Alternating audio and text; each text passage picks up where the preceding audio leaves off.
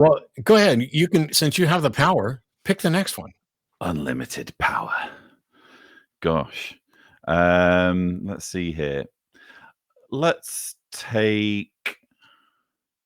if you pick the right one, you can just take over for me permanently. Let's just take Nathan in Idaho, who is not a theist, but just wants a little bit of help. You did not pick the right one. Hey, guys. Hi, Nathan. We have a lot of calls. Hey. But if you don't mind, can we take your call fairly quickly? And if you need a little bit of help or support, we'll try and give you a few words of advice and then move on to the next caller. How does that sound? Absolutely. So if you can read what the call screener said, I'll go ahead and briefly just say it again. I ran away from home, essentially, and my whole family, just because they were very staunch religious people. I couldn't bear to exist around them, and I'm seeking some advice to help counsel my younger brother, who I haven't seen in a year, as well as my parents, but I'm visiting tomorrow. And I want to try and avoid coming out as an atheist, but at the same time, helping him in a potential transition away from that. I would also like to do the same for my parents, but it's almost at the point where, people are too far gone. But I still have hope. It's just one of those situations where you really must assume nothing if you're not living under that roof. So these are people that you obviously care about a great deal.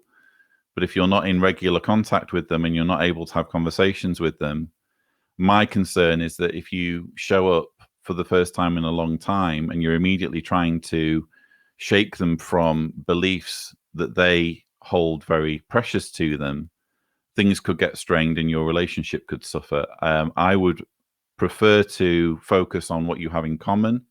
If you end up having conversations and they ask you questions, then be honest. Are they in like some kind of pressing danger with their fundamentalist group? Is there some kind of teachings that you fear could be of detriment to their health or something?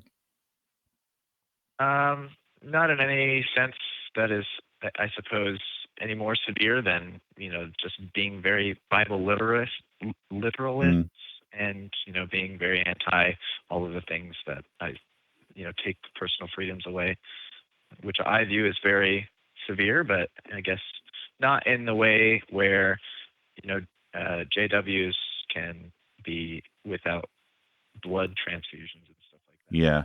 I mean, look, your relationship with them better than I do. And I get it. I get it that it's very tempting to want to have these conversations and to want to shake them out of kind of wasting their time on something that can't be proven.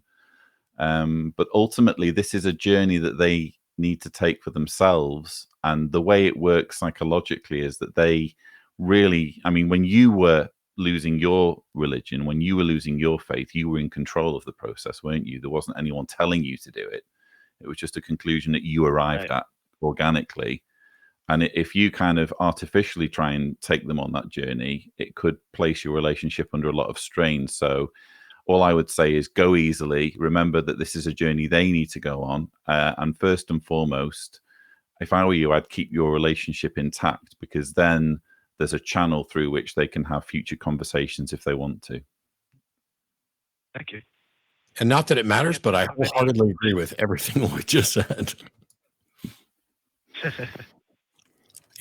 Having done tools or anything I can give to him, my younger brother, so that I can help him a little bit. Should I tell him about the Atheist Experience? Maybe let him think about that himself. I wouldn't. I would start with conversations. First, the most important thing you can give your brother is a brother. And to be there, be willing to have conversations, and to be open about who you are and what you think, and have the discussions about what that disagreement means for each of you, and how the fact that you may not share the same beliefs about a God or gods or religion doesn't mean that you don't still care about your brother. It doesn't mean that you don't want a relationship. Get all those things on a firm footing before you get into contentious points of disagreement. Okay.